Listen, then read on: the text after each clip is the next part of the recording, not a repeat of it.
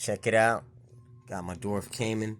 And you see, they don't feel good getting bit by a Dwarf Caiman, because their teeth hurt. Well, I'm outside with Razor, and we're taking him a walk in this big pond out here to try to get him some exercise. You can see he let me take him out. I'm not doing too much, I'll put him on the side. You can see he's alive and well. I don't want to put my hands nowhere near his mouth because they bite. And when they bite, it's not even just a normal bite, it hurts pretty bad. So holla at your boy, people. Can't say I ain't never taught you nothing about the Dwarf Caiman. It's pretty cold outside right now, so whenever they get cold, they kind of don't move too much. But he's watching everything I do right now. And since I handle him all the time, he pretty much knows what I'm going to do next. Or, I don't want to put the camera too close to his face. But, come on, there you go, buddy. Come on. Like I said, they're not too active. They don't move around like a normal lizard or a Nile monitor would do. These things, they move pretty slow, and they make calculated decisions on what they're going to do next. So, check him out.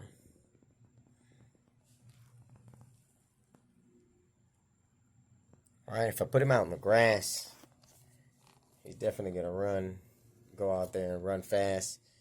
So every now and again, I'll put him out here in this big pond, so he'll have an opportunity to move around, swim, and, get his deep water building skills up. Now, I do have a couple baby Dwarf Caiman, and I kind of don't want to mix them, because sometimes they don't get along with the other Dwarf Caiman. These Dwarf Caiman do communicate when you have a group of them sometimes. Look at him. He's using like a breathing technique so he can go up and down.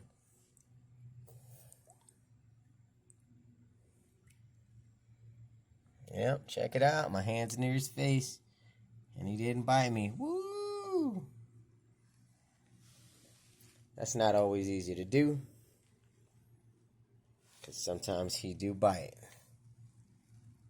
Now, I'm doing a couple things to put my hand around his face so he can get used to my hand, because I don't want him to bite it. So, holla at your boy, people. We outside with Razor, the Dwarf Caiman.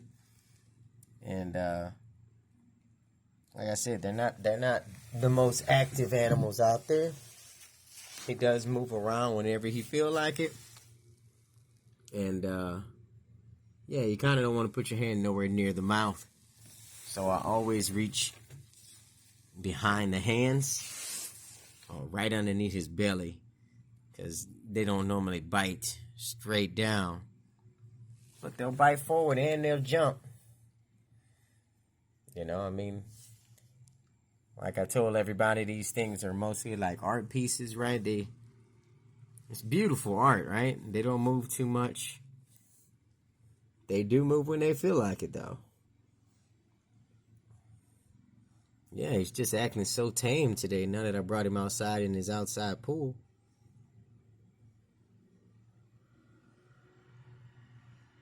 Alright, holla at your boy, people. We're going to work with Razor the Dwarf Caiman some more outside. I'm going to go ahead and put this camera down so I can use my other hand, because you kind of want to be aware and alert whenever you're working with these Dwarf Caiman, because he's learning what I'm doing, and he's watching my every movement, seeing what I do with my hands, and you can see he's growing nice and big. I feed him a good diet of chicken hearts, diced chicken, and every now and again I put fish inside of his tank, and he'll decide whether he wants to catch them or not. So, if you're new to my channel, people, go ahead and subscribe. If you like what you're seeing, go ahead and hit that like button. This your boy KP from KP Reptiles, handling Razor the Dwarf Caiman. What's up? You can see Razor's nice and well. He's just watching me and listening to me talk. It's just, you know, the sound of my voice sometimes calms him down.